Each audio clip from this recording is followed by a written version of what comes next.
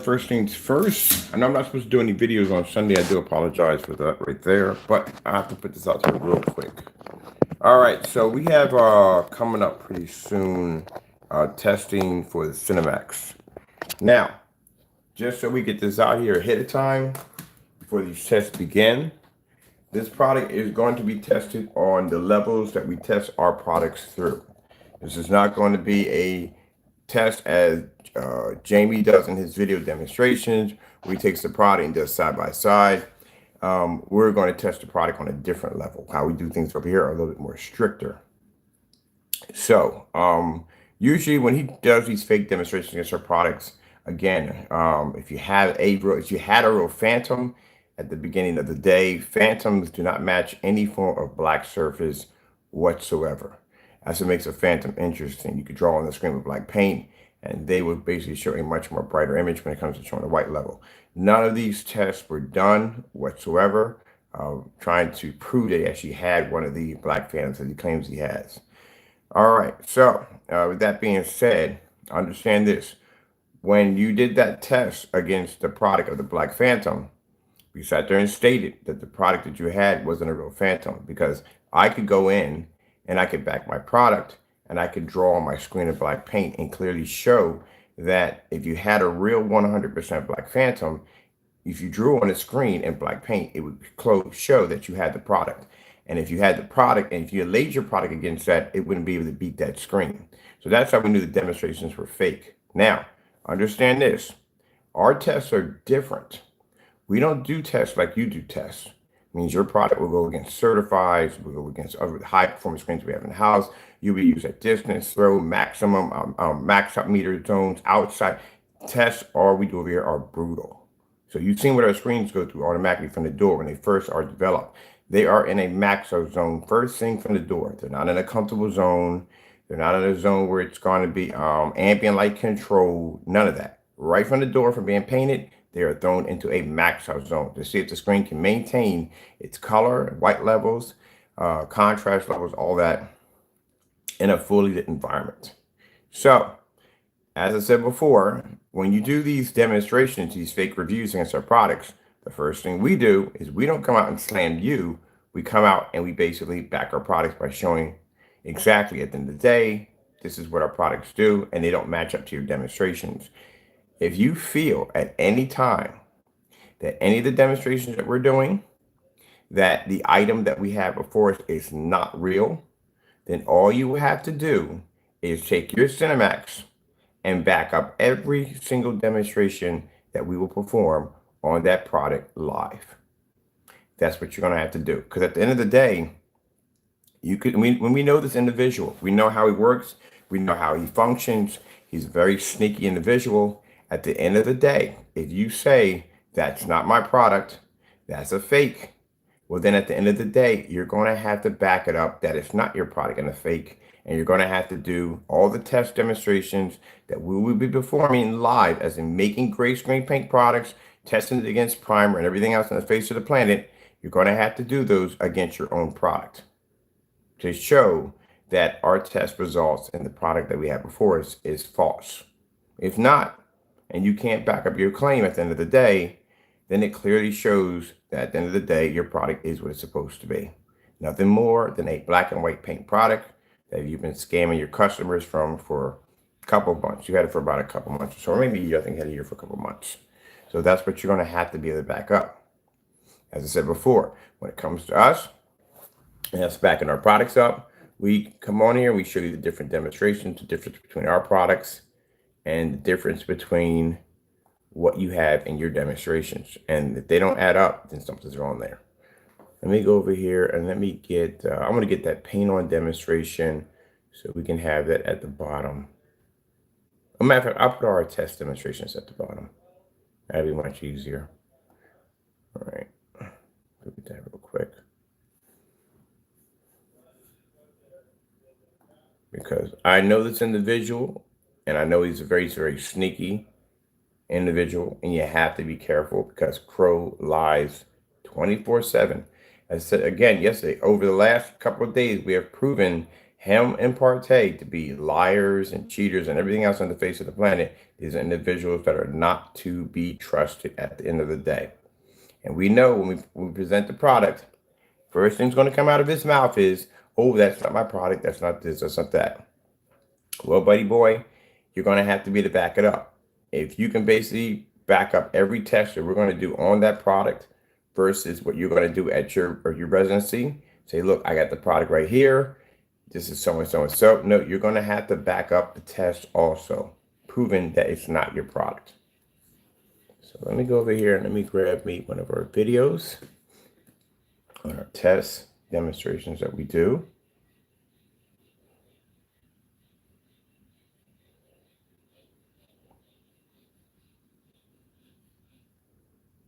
And that's one of the things you didn't do in the demonstration. If you claim to have a phantom, paint into the screen with black paint and show a white level. You can't do it because you don't have a phantom.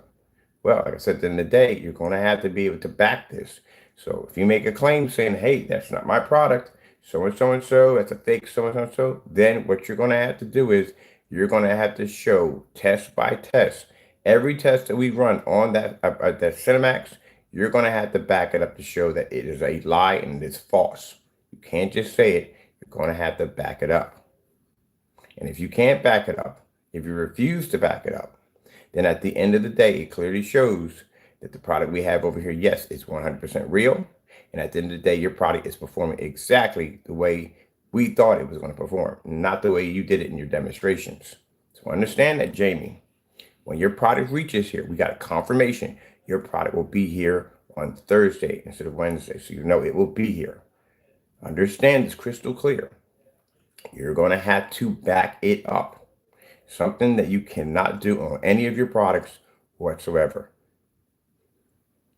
So you can't go out and just make a claim. Oh, it's not. No. You're going to have to show that what we have over here, and by matching the demonstrations, is not matching your product over there.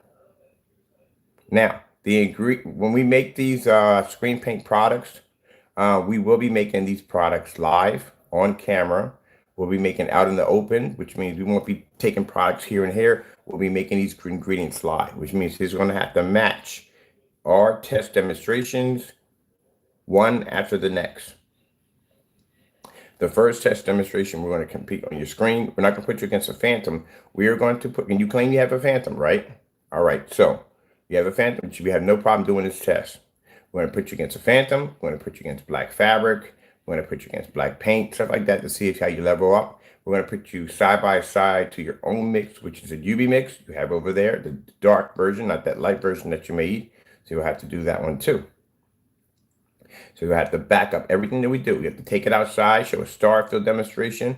All that stuff is going to have to be done. All the things that we ask you to do that you refuse to do, you're going to have to do it now in order to back your product.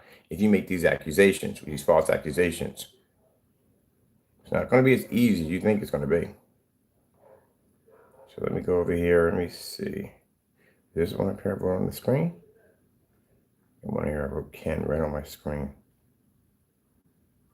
No, so far back up.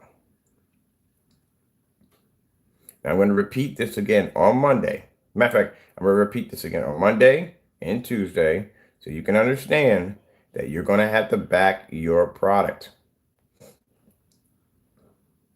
Because just coming out and running your mouth and saying, oh, it's this, that, and the other is not going to be enough. You're going to have to back it. And if you refuse to back it, as you refuse the rest of them, well, you know, you have no claim to stand on.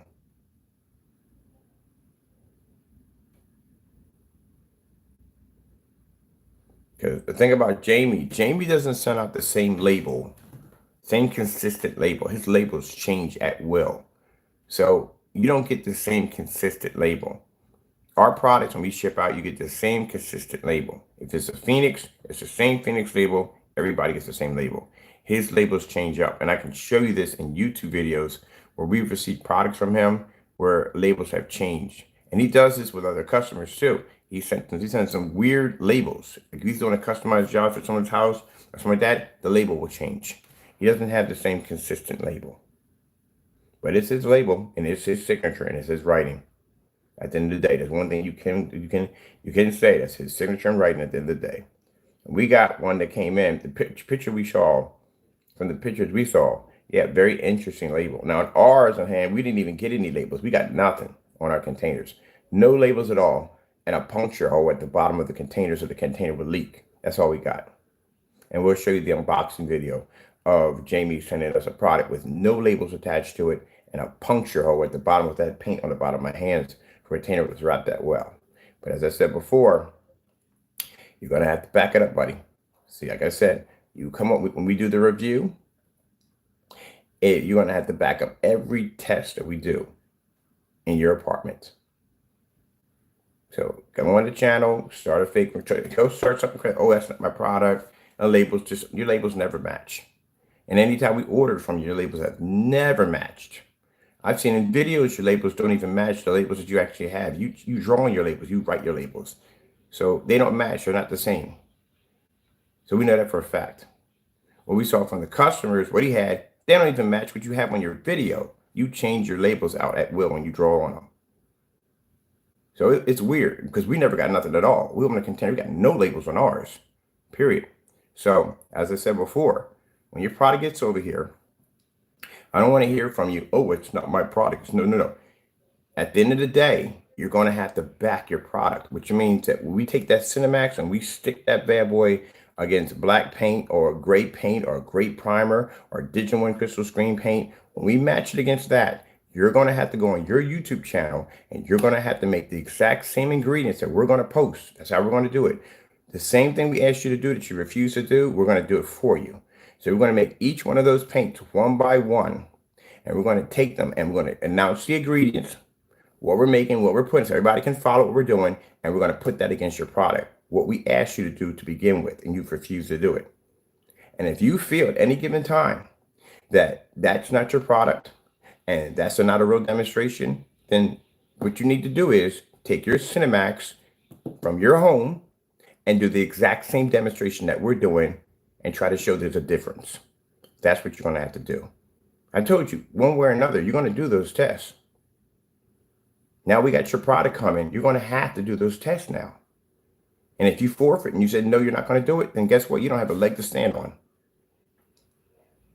Because at the end of the day, you can't say, oh, that's not my product, because you can't even back your own product.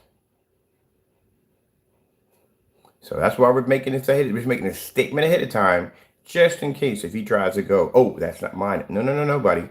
You're going to have to back it. Just like when you do those fake demonstrations against our products, we can come out and go, no, this is our product right here. I'm going to draw into the screen with black paint. We can back our products. You don't do that. So we'll see when it gets here.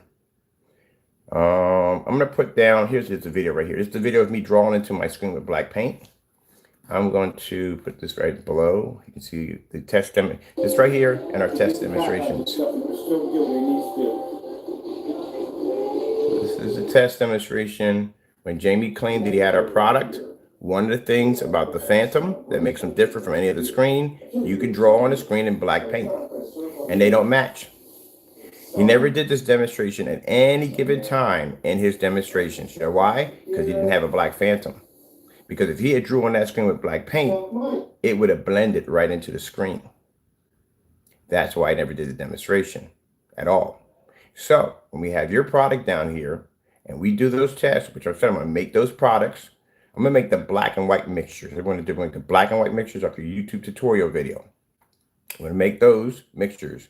And if that matches your paint, if it shows I don't want to see on my end, I don't want to see a little bump. I want to see a difference between night and day. Like when we stick your screen up against one of our screens, we put a red level on and your screen turns white. That's what we want to see. If that screen matches in any way slightly, you're done. That's it.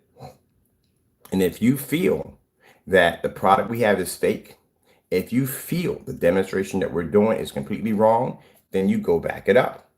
You go get your product. You go make that ingredients that we announce on YouTube Live so everybody can see it. And you put it against your product and you show a difference between night and day. If you can't back that up, then you have no claim to stand on. That's what you're going to have to do. It's not going to be easy, Jamie. It's not going to be where you get to go in and watch the review and criticize it. It's not going to be that way. There are going to be rules to this. You're going to have to back your product. You can't sit behind a camera in your apartment and say, oh, that's not my product. You got to back it up. Just like you said, when you had our product and you claimed this, did that, and this, that, and the other, I got my screen. I painted it with our technology. I took a can of black paint, did my brush in it. I put black fabric against my screen, which you refused to do, but with the Raven, I put 2 different forms of fabric against my screen. Then I took a paintbrush, put the screen in white, and I drew all over my screen. Then I reversed it with colors. You can see with color, it doesn't match up with our product. And then at the end, I painted over my screen 3 times in a row, and then it dried 3 times in a row, right on camera. I backed it up. So if someone's going to say my product's this, that, and the other, the first intention I'm going to do is come out and back it up. Where when we do demonstrations against you, you don't go back it up. You lash out at us. How does that help you? At all, period. So like I said, when your product gets here, the first test we're going to run off it, I think I'm going to do is we're going to take your demonstrations, that video you deleted off your account. I think I'm going to do that first. And we're going to make those products live on camera, each one of them, with the ingredients posted the way you were supposed to do it. And we're going to see how close that comes to matching your product. And you can rant and scream all you want. Oh, that's not my product. That's not this. That's not that. Then back it up. Go get your product. Put it on the table. The ingredients is right there. If you need the ingredients, I can send it over to you. I can send the video. If you don't have it, of course, you deleted the video. We can send all that information to you, and you can follow step by step. And we'll write down each one right there for everybody to see. All right, today we're going to make the personal mix. We're going to see how well the personal mix matches to the CINEMAX. We're going to make our own mix here. We're going to use about 4 tablespoons of black paint, or 5 tablespoons of black paint, or 7 tablespoons of black paint, and so forth. And we're going to use this white paint mixed into that. We're not going to add any glitter or nothing like that. And we're going to see if these two match, how close they match. We're going to sit back 13 feet from the screen in a fully lit environment to see whether or not if they show a difference between night and day. Now, you're going to have to repeat the exact same demonstration, exactly the same way we did it. And that's just the first one. Then you have the certified screen test, which we don't expect for you to do that one because you don't have that many certified screens. You should have them, but you don't. And the reason why you don't have that many certified screens is because you couldn't pass an 18 screen certified, because there's no way in the world your screen paint would ever be able to match one of those gunmetal screens, because they're dark and they can pull a heavy contrast level and your screen can't. So you wouldn't have that at all, period, because that would dominate your screen. So you wouldn't have all those screens in there. That's why you don't have 18 screen certified setups. We're going to test your screen against contrast levels. Now, if you claim to have the Phantom, as you claim you do, then you wouldn't mind doing a side-by-side with the Phantom, and you wouldn't mind showing contrast levels only in a fully lit environment. All right. Now, again, we're going to be taking your product outside for testing. 1,000 lumens, 13 feet back, to see if your screen can pull a decent color level, contrast level outside. We're going to be matching white levels against Phantom technology and the new Legend technology. So like I said, if you feel at any given time that we're doing you wrong at any given time, if you feel that the demonstration is fake and it's phony, whatever, then you back it up. You got the product, you make it, you go over there and take your product out of the container and you do those tests. We will be testing you against Bullseye Primer, Bare Silver Screen. Yeah, we're going to take that Bare Silver Screen, and we're going to drop a couple of tablespoons of black into that. So you're going to be testing on just about everything we asked you to do that you refuse to do on your product. I asked you to take the product outside and show a star fill demonstration. Guess what? You're going outside. Show me a star fill demonstration. If you feel that I'm wrong, then you go do the same thing. Take your product outside, show a star fill demonstration. You can take a black piece of paper, whatever. You said that the CINEMAX had the ability to be able to produce the same contrast levels as a black screen. You do know at the end of the day, any surface is going to be able to produce black, is going to be able to produce a contrast level. It's the white levels they can't pick up. But that's not the test you're going to be doing. The test you're going to be doing is you're going to be taking that CINEMAX outside, and you're going to show everybody a star field demonstration. You're going to show that screen blending into a black screen where it looks exactly like a black screen, as you claimed in your demonstration. So get the cracking, Jackson, because it's not going to be as easy as you think it is. And we're going to throw those challenges your way. And if you decide that you ignore it and you don't want to do it, guess what? Not going to happen. We're going to throw those challenges. Every test that we do on that product that doesn't do what it's supposed to do, we are going to challenge you to back it up. Even if you don't come out there and make these claims, even if you don't say a word or don't say anything at the end of the day, you still have to back it up. Because you sat there and said in that script, when we're talking back and forth, you clearly said, well, you got it. You do it yourself. It's not going to be that easy. You're going to do the test too, right along with us. To go ahead and make a claim, make a false accusation, try to say that product is not yours, talk. It's not going to be enough.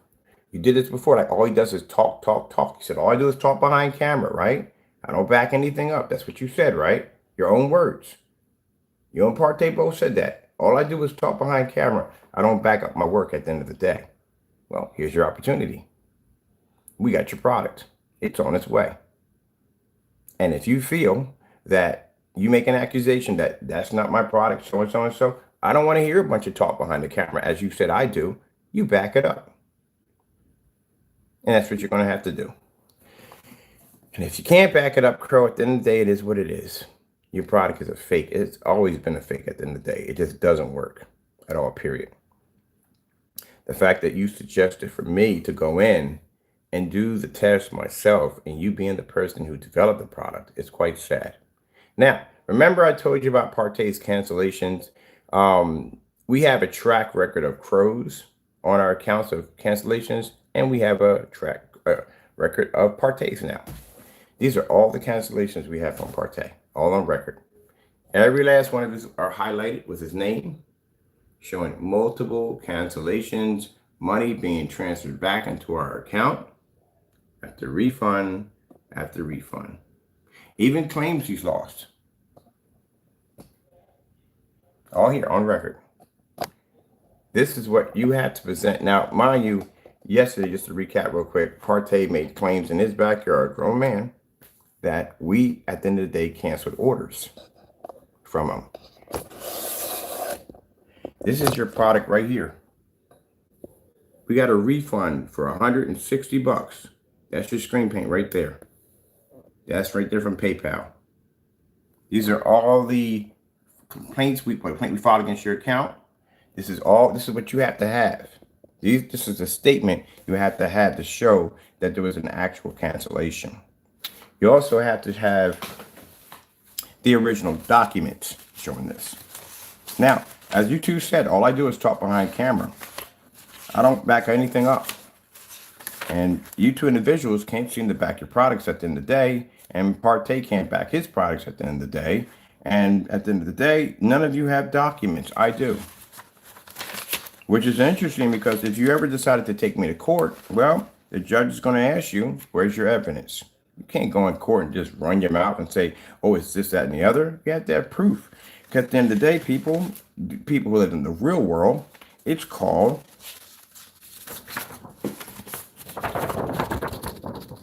evidence. You have to have evidence showing, at the end of the day, documents. If you don't have it in court, they call it hearsay, which means you can't just go into court and make accusations. If that was the case, then anyone can be locked up for any simple thing in the face of the planet. You can go to court for something simple. Somebody can say, yeah, I saw him run the red light. I saw him kill 4 people. And that could never be true. But because that person said it, and if evidence wasn't needed, there'd be a lot of people sitting in jail right now for things they didn't even do. It'd be like the Salem witch hunts. You know the history, I'm a history buff. So you know the story about the Salem witch hunts, right? You know, you can accuse anybody of being a witch at the end of the day.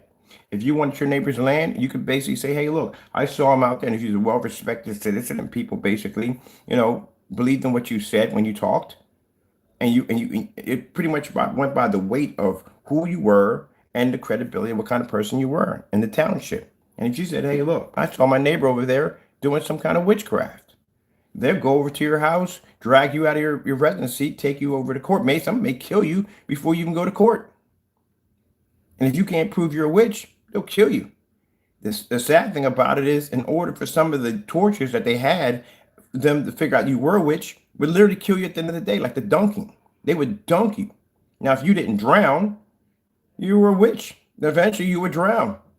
At the end of the day, they would put you in the water and they would sit you there. And if you didn't drown at a certain amount of time, which you would die anyway, you weren't a witch. So it was kind of crazy. That's a selling witch hunt. So if we had that same kind of term in court, it'd be a nightmare because there's no way in the world you could back yourself up because a person could just say something, and that's what it would be. So you have to have something called hearsay, which means you have to show evidence. If an evidence you don't have, it's hearsay. They can't use it in court. You have to show evidence. So as I said, you two are not very intelligent at the end of the day. I'm not going to be smart or rude, but it's true. You're not. You do dumb stuff like this on a daily basis. But that whole email thing is freaking unbelievable. It is funny as I don't know what. Doctored an email and try to make it sound like I'm cursing and carrying on, and you cancel the claim. I want to see this. These are the records right here. Now, if we go to court, say we go to court over this, you wouldn't win. I go for a judge, like, here you go. Boom, boom, boom, boom, boom, boom. That's it. We're done. And when in that courtroom, I got enough to walk out in time to have lunch, go home, chill, and whatever. I'm done for the day. But you got to have that evidence. So in April, when you see Mr. Byrd walk into that courtroom with his lawyers and that folder, you know what's in that folder. I'm not going to say a word to you. When I conduct business in a courtroom, I'm very quiet. I don't say much. Our lawyers do all the talking. I present the evidence. We work through it. And that's it.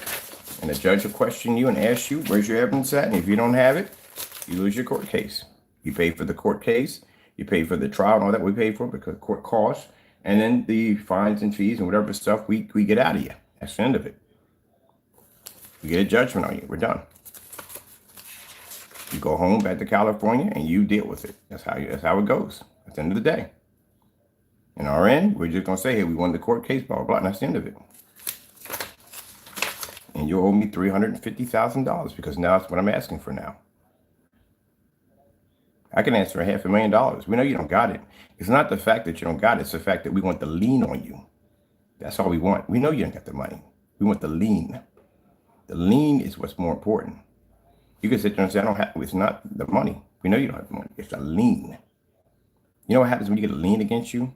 That means you're not eligible for anything anymore because that lien is sitting over top of you. There's no loans, no trying to get a house, none of that, because you got this massive lien sitting over top of you. And liens come with interest. They accumulate through time. And if you pass away, God forbid, it goes to the next person. If they pass away, God forbid, it goes to the next person. It carries through the bloodline.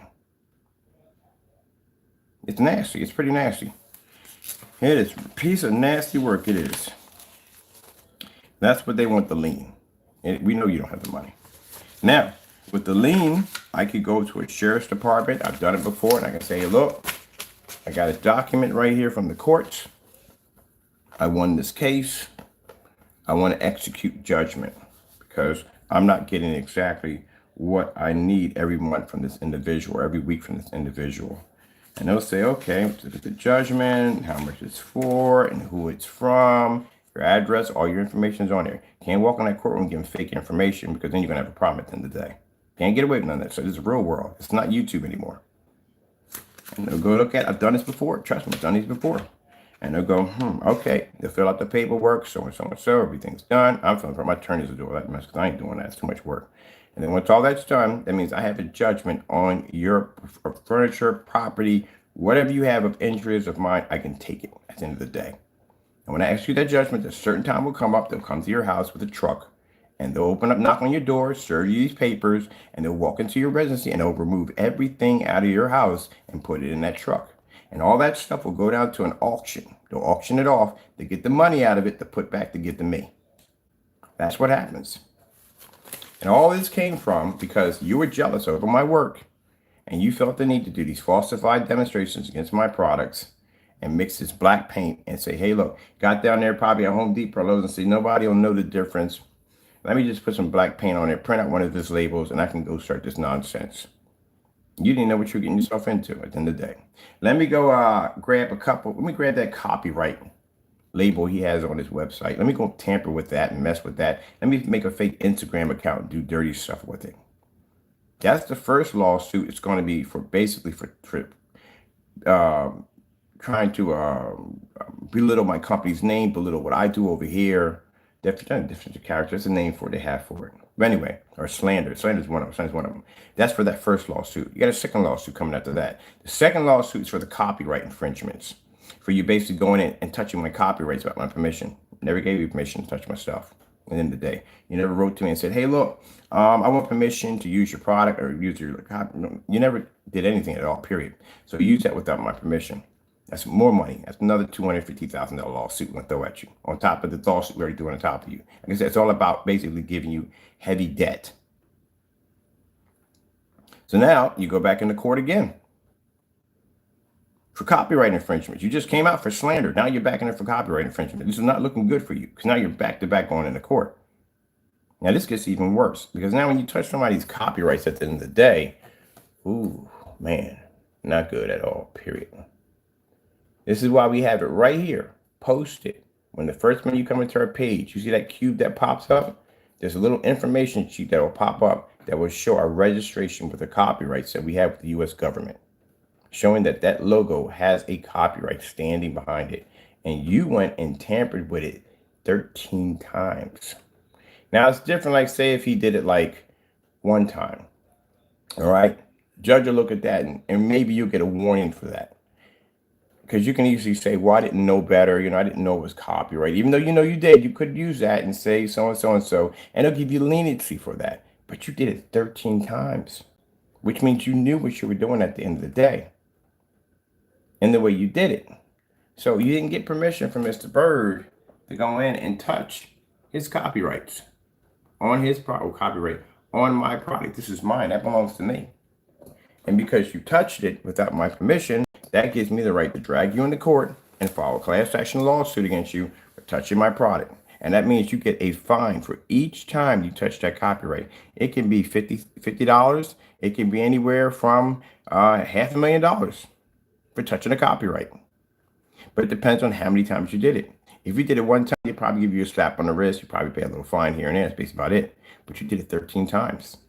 Which means you knew what you were doing, which means now they got to jump the fine up. The fine can go anywhere from $100,000 to $80,000 to $100,000 to $250,000 per copyright.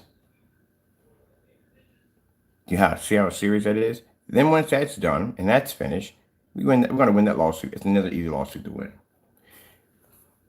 Then they file another claim with the U.S. government for where the copyright was filed at, because now you violated their rules and regulations too, because they have rules and regulations separate from ours. Theirs involve jail time. And jail time, if you look at it right here, you can Google it for yourself. Right here. If you're caught basically violating a copyright, it's bad.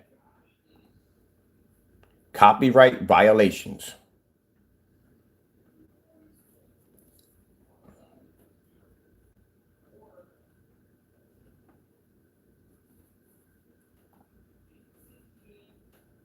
This is the punishment for violating a copyright. This is why you have to be really careful about touching people's stuff at the end of the day. $250,000 per offense. You know what that means? That means that for each copyright, say I tampered with my copyright 13 times. That's $250,000 per copyright. 10 times 250,000. That's what he's going to have to pay back to me.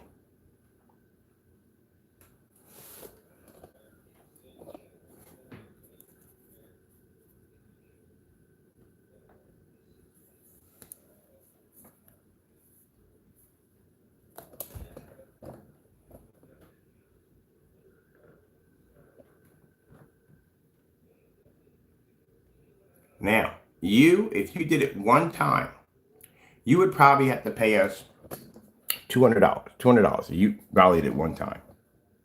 But we can go for the judge. Your Honor, Jamie Fernando or Gonzalez went in and not only violated my copyright one time, but he did it 13 times.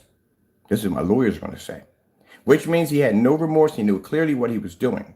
We want the maximum fine possible for this individual, so we can teach him a lesson not to tamper with people's personal products at the end of the day.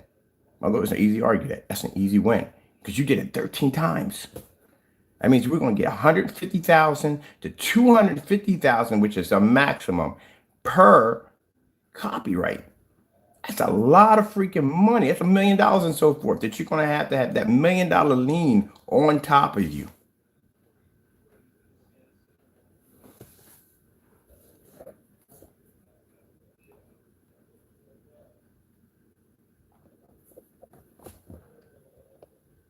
Look what the link is from. Look what it says. Legal penalties for copyright infringements are infringements pay dollar actual, right here, it says right here, dollar amount right here of damages. Right here, see what it says right here? The law provides a range from 200 to 150,000 for each work infringement. See right there? Right there. And plus you got to pay the attorney's fees, as I said, my attorney fees, which are going to be quite pricey because my attorneys are not cheap, and you're going to have to pay the court costs. Now, like I said, if you did one copyright, so you went in, you touched my copyright one time, all right? You could easily argue at the end of the day, look, man, I didn't even know it was his, so, I apologize, so. It's one time. They give you like a $200 fine. That's basically about it. That's the end of it. You did it 13 times. So my lawyer isn't going to easily say, look, he did it 13 times. He knew what he was doing. And not only did he 13 times, he changed the arbor. He slandered this man's work over and over and over again. Did not have his permission to do so. Did not ask him at all. 13 times. We want the maximum amount. And that's what they're going to ask for, the maximum amount. Now, the maximum amount they say is 150, but no, we can get 250,000 out of you. Fine. That's what we can get out of you. Copyright infringement law right there. This is what we can get out of you at the end of the day. Because you violated it so many times that it showed at the end of the day that you knew what you were doing. I was like, if somebody got a shop and they're designing Nike sneakers, so they get caught with one sneaker that says Nike on it. So they're still going to get hit pretty heavy. But it wouldn't be as bad if they got caught like with 13 or 14 pairs of sneakers or 20 or 40 pairs of sneakers in their shop. Now it got pretty bad because it just shows that you knew what you were doing and you would just kept doing it regardless. That's what it shows at the end of the day. I don't even have to hit you with the slander lawsuit. I can hit you with this right here alone. This would do more damage. That's not the worst of it. Again, it's not unhealthy and sad. It is what it is. So you guys want to come on here. That's Crow coming on here. You want to come on here and say, oh, it's unhealthy. So it's unhealthy for you to go and touch someone's copyrighted material and do whatever you want to do with it. That's normal. Notice laws and rules that you have to follow in life. That's how it is. It's sad to you because you want to make it sound like, oh, I'm the victim. Nobody. You don't touch people's stuff at the end of the day. Somebody jumps over your gate, takes your lawnmower, throws it back over their gate and starts using it. You're going to consider that to be fair? No. You're going to basically knock on the door and say, hey, give me back my stuff. Put it back on my property. You never asked for permission to touch it at the end of the day. There you go. There's rules you have to follow. And people like you don't understand rules, but you will in that courtroom. Now, mind you, that's our lawsuit we're going to hit you with. They have their own lawsuit. They have their own rules of doing with things over there with copyrights. This is paperwork we file with them. So you violate us, we get an attorney, we sue you, and then they come and get you after that. Theirs is different. Theirs is around $250,000 to $500,000, again, per violation. And after that, there's jail time involved in that, which means they can give you up to 10 years for touching a copyright. Now, you go before a cyber judge, whatever judge they have, the first thing they're going to do is they're going to look into your past and see if there's any form of problems that you may have had or anything at all showing that you're not the citizen person you're supposed to be. And if anything pops up at the end of the day, showing a second lawsuit, first lawsuit, we slammed you the first time for basically slandering our work, and now you're being hit again with a lawsuit for basic copyright infringements, you may get some jail time at the end of the day, buddy boy. But you guys want to come in and cry and whine like, oh, it's sad, it's sad. No, this is what happens when you touch someone's stuff at the end of the day. Can't walk into a bank, pull out a gun, and rob the place, not expecting you're not going to get some backlash for it. There's rules you have to follow at the end of the day. That's why I sat there and said when we were designing those screens downstairs, I can't sell these at the end of the day. It's got copyright material written all over it. I get sued at the end of the day. I got to contact each one of these individuals and say, hey, look, can I get permission to sell your product with your name on it? Just like that whole Frankenstein nonsense. You could be sued for that easily. That's definitely copyright. You don't own the rights to that. That's owned by Universal Studios owns the rights to that. You violate their copyright right from the door. Every time you sold the Frankenstein with that label on it, with that name on it, you owe them royalties. You owe them money at the end of the day. And this is just the reason why when I go on and listen to music, I always ask for copyright-free music, copyright-free logos, all that stuff, because I know this is something at the end of the day that nobody can get me on because I'm not taking or touching anybody's stuff. But when you basically use Frankenstein, you don't own the rights to Frankenstein. So every time you sold that product with that logo on it, you were supposed to give a percentage of what you made to the original people who made, which are dead now or long dead, but the people have the rights of it now. That's what you're supposed to do. So you stole. That's what you did. You actually stole from somebody when you had that label Frankenstein. You're a thief. You're stealing. And y'all want to come in here and ridicule me about how, oh, it's so sad. No, no, no, no, no. People like that need to be outed because at the end of the day, they're going to keep doing it with what they do. And that's Crow at the end of the day coming in because after what his customer did to his customers yesterday, his customers would be a complete idiot. And I mean a complete idiot at the end of the day if you went in and backed someone who clearly said at the end of the day, no, that they weren't going to back those products. You're being labeled as a scammer. Videos of you showing you making black and white products. You won't do any of the test demonstrations, nothing at all. And you're going to say, no, you do it yourself. And you're going to come in and back that after giving him money? Yeah, no one's going to back. That's them coming in the room carrying on like that. But at the end of the day, yeah, that's the end of the day. That's why you get copyrights for your music. You get copyrights for your artwork and anything else you do. That's why you get them to protect, to make sure no one touches your stuff. And apparently this is a person who has no regards for anybody else's stuff. He's going to grab what he want to use. We'll use what he want to use and don't care about it. Now, once we get done with this whole copyright thing, I'm at my lawyer's contact Universal Studios. We have enough videos on you showing the logo of Frankenstein, of their logo on the side of those cans. One of those cans alone, they can throw you in some jail time for that. Even using the name Frankenstein. You don't have that permission. I think that pretty much anybody can use. We got to look at that's a bit of a gray area. But the logo itself, you did have the logo of Frankenstein, and we do have videos of that, dubs of that, showing you making sales off their name. And they're going to go now and go check into your accounts now. They're going to dig into your accounts. And they're going to find exactly how many of these items went out and were sold through your PayPal account that had that name Frankenstein attached to it. And you're going to pay them back that money. Because you didn't get the right to use their logo. They never gave you permission to use that. That's like if I put Nike on the side of my can. And I want to sell, this is Nike paint. At the end of the day, someone's going to contact me and say, hey, buddy, you owe us some money because we never gave you permission to use that Nike symbol at the end of the day. And you owe us some money. And you owe them money. A lot of money. Including fines and penalties and whatever mess they're going to dig up on you at the end of the day. Look at this. Criminal, civil, and criminal penalties for violating a federal copyright. That copyright we have is federal. Imprisonment. You can go to jail for it. Yes, you can. You can get up to 5 years. 5 years in jail. And fines for violating a copyright. It's serious. And you want to come in here and talk about some dumb nonsense at the end of the day. Man, take that cookie cutter dumb nonsense. This is the real world. This is not YouTube. This is not your make-believe fantasy and you're going on in your apartment. This is actual real life what goes on. You're going to get some jail time out of this. If not from us, it'll be definitely from Universal. They'll definitely going to slam the daylights out of you for it. No one gave you the right to go take their logo and basically make money off of it. Because that's what you did. You owe them money at the end of the day. It's right there.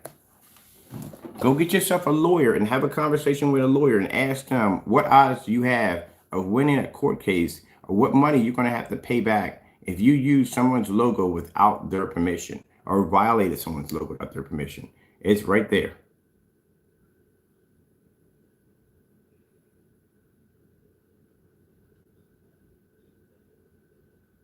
They can sit there and say, well, guess what? This is what we're going to do.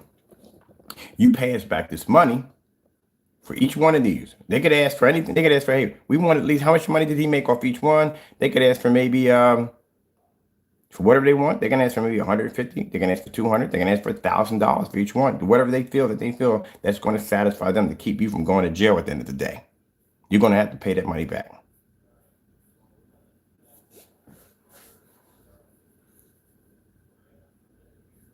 And this is what you're going to go through with us for touching our stuff. Because, like I said, at the end of the day, I never gave you permission. But you go ahead.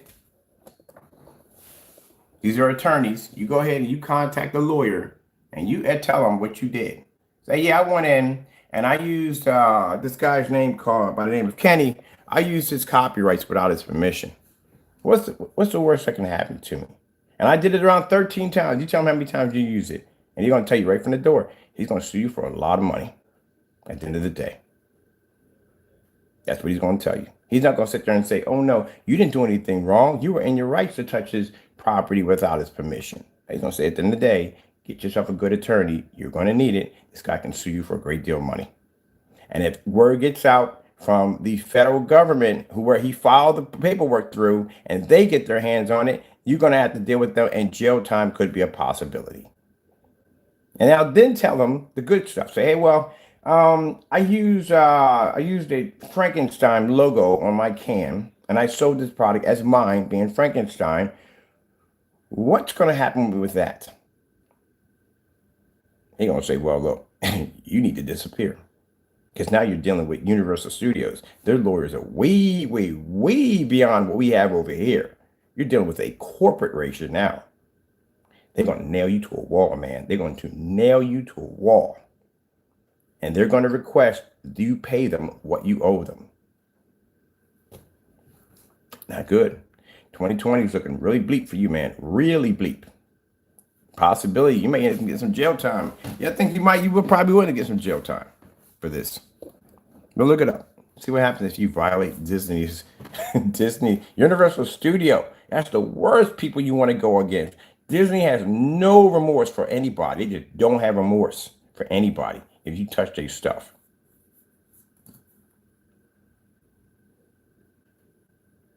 Yeah. If you want, here's the number right here.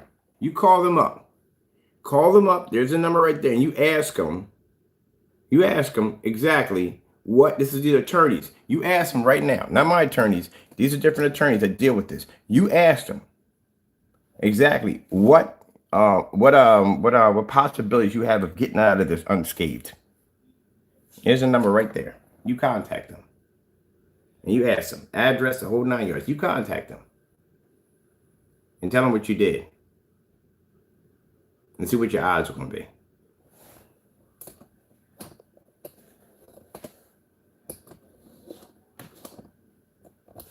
See what your odds are going to be at the end of the day. My lawyer saw that. He laughed so hard. He's like, you know, you don't even need me at the end of the day. This joker literally is too easy. I feel bad for taking your money at the end of the day. He literally said that about me. I feel bad for taking money. It's too easy. Easiest case for anybody to win because the evidence is right there. So I have him on my phone. I'm going to show you where Jamie violated our copyrights. Now, again, and on top of that, you got criminal charges. I filed criminal charges against you for posting my house. Yeah, I got criminal charges on you too, on top of that. The reason why the criminal charges were posted, Jamie, I've been to court. I've done this before. I'm quite aware of what goes on in a courtroom. I know what goes on. You know what the criminal charges are for? The criminal charge, number one, for basically posting my address. That's what criminal charges are for. But what they're going to do is, the first thing they do is like, okay, when they go in, they got to check to see before we start talking about jail time, right? Giving you jail time or whether you can post bond or whatever nonsense goes on. They have to check to see if you have any previous violations that come up. If you have any previous violations, they can hold you on that. Now, whether or not you get bond or not, if they let you go and say you got to pay a certain amount of money, you get bond, so and so. So if you can't get that bond or you can't pay that bond, what happens when they put you in the bullpen, or they call it the cage, whatever they call it, that's where they put you in a pen with everybody else. You have to sit in there. And then after that, they process you the whole 9 yards. You know how it goes, right? You have to go through all that. All right. And then they put you back in that pen. And then before you go before a cyber judge. Now, because of COVID, they're probably going to have this backed up a bit, but you go before a cyber judge. And the cyber judge is going to go and they're going to do a background. If you have any previous violations, anything against you, any warrants, anything like that, that they may have to hold you on and may not give you that bond to get out. And if anything pops up that shows that, hey, there are charges against this individual for terroristic threats, there are charges against this individual for putting someone's life in danger, for posting ad, yeah, all that stuff pops up, you can't get your bond. which means now you got to go back to the bullpen and you're going to sit in there until they take you upstate. And you will be in that facility for the time being until your court case comes up, which means you'll be in jail. You won't be in prison, you'll be in jail. And you'll have to sit there until your case comes up because you've been denied your bond. See, I know about this because I tell you why. Personally, I know about this because I had an incident that happened to me a long time ago where somebody made a false accusation against me, and I sued the daylight. Yeah, they paid for it too. I sued the crap out of them for it. They made a false accusation about something about me that wasn't true. And they came by, picked me up, put me in handcuffs, took me down, put me in the pen, took me out, processed me the whole 9 yards, put me for a cyber judge. Cyber judge says, look, I'm going to look through these cases. You better not have anything that pops up. I'm not going to tell you what it's for, but if anything comes up relating to this or anything that comes up at all, you can get denied your bond, which means I'm not going to get that $2,500. I'm not going to get none of that. Or sometimes if you can't get it, they give you the $2,500. You just got to go to court 3 times. You don't go to court 3 times. You miss one of the dates. Then you get a bench warrant on. You know how it works. And if you go there and they don't show up, then they basically throw out of court. That's what happened to me. They threw it out of court because they had no proof on me. So anyway, we're there with the attorneys. No one comes to court. They throw it out. I'm good. I file a lawsuit against them. I sue money and get money out of them. False imprisonment, all that stuff like that. Yeah, I sued the daylights out of them for it. I got about 100,000 out of them. It was a halfway house. That one of the people in there got mad at me and got an attitude, and we got into words, and they made a false accusation against me, and I sued the halfway house. So I got $100,000 out of it. Yeah, sued the crap out of them, and basically requested to have the halfway house relocated, and they moved it out that block and put it someplace else. You don't do dumb stuff at the end of the day. You'll pay for it. But anyway, long story short, as I'm sitting there in the holding cell, and they take me for the judge just looks at them. I better not find anything in here that shows any form of violations. I was clean because I didn't get in any trouble. And they couldn't find anything. So I said, give them the bond for 25. They gave me the bond for 25. They went in, one of the paperwork was done, and gave me back my gear because they never give you back your cell phone. I could never understand that crap at the end of the day. No one understands that crap. But you never get your cell phone back. That's why if you get caught or whatever happens, get caught with a crappy phone because you won't get it back. But anyway, got everything back, got everything bagged up. They let you out, and that's it. So I had to walk home. I walked home from about 15 blocks back home. I ain't call anybody to come pick me up. I ain't no cell phone on me. They took my phone. Maybe that's the way they do it. I don't know. But anyway, I was happening in Center City, so it's like 14-block walk. I get back to the house. I see the Joker sitting on the porch. I don't say anything. Because the dumb thing for me to do was go in the house and grab something and go do my business or make a phone call and say, look, I need this wiped out real quick. Nah, you don't do things like that. I called an attorney and said, look, this is what happened. So-and-so, judge so-and-so. They find you guilty and they let me go. So-and-so. No problem. Done deal. Took them to court, sued them, got my money. And moved their location someplace else. That's how you do it. You don't do stuff like dumb stuff. But anyway, yeah, that's what happened. Now, say if I did something stupid along the way and they smashed something on me, something dumb I did, I wouldn't have got my bond. Which means I would have basically went back to the bullpen or basically the holding cell cage, whatever they call them, I don't know what y'all call them, your area. And I would have sat there and then they would have processed me and got me ready for discharge to take me out to basically whatever prison. They're going to put me in a prison or jail. They're going to put me at the time being until whatever my court date comes up. See what I mean? That's why we file the charges. Because the charges are going to pop up.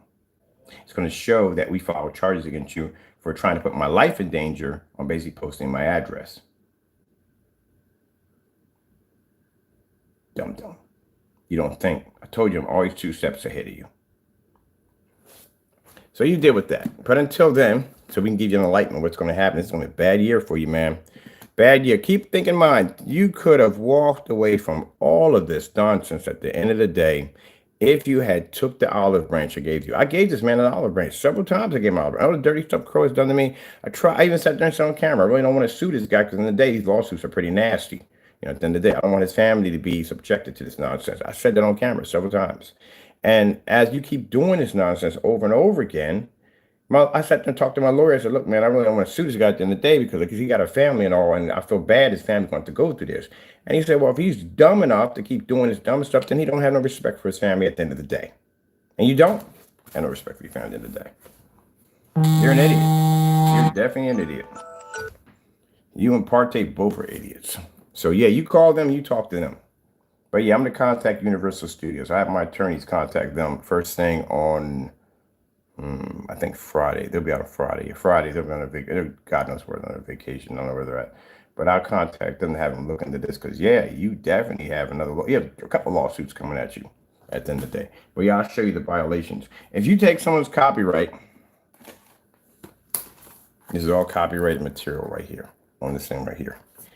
And say if I put my logo right in there, right? Like that, right? And I'm showing this off, this logo over and over and over again, so and so and so, they can sue me. You can't tamper with this.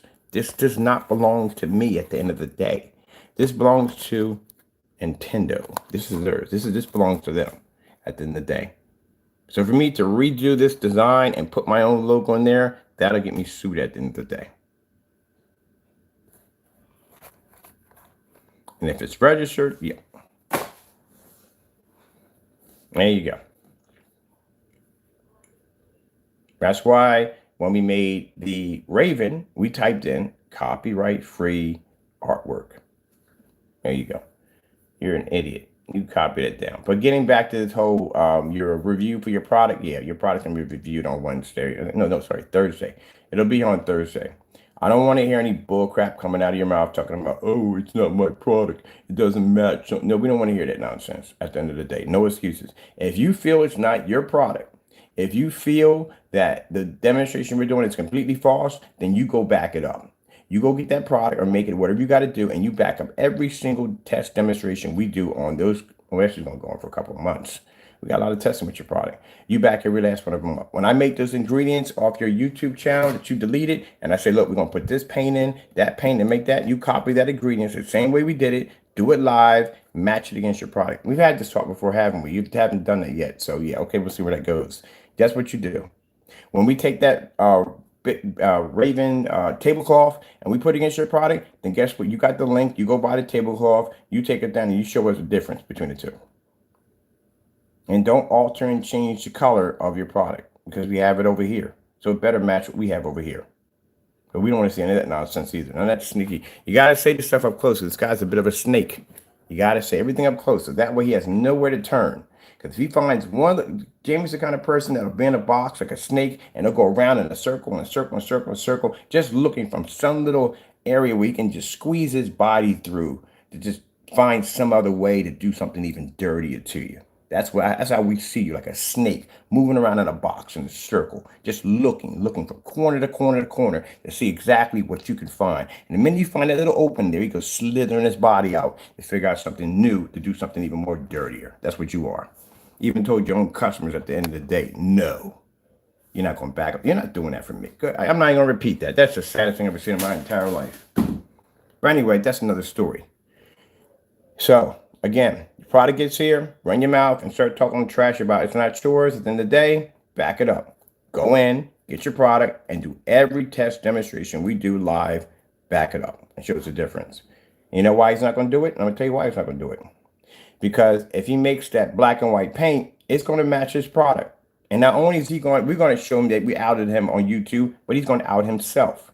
That's why he's not going to do it. And if he doesn't do it, it clearly shows that his product does what it's supposed to do. It's a black and white paint. Damned if you do, damned if you don't. So there's your options right there. Can't go and scream that our product we have over here is fake if you can't back it up on your end. And if you try to back it up on your end and it matches, you're in trouble. Good luck. Gotta go.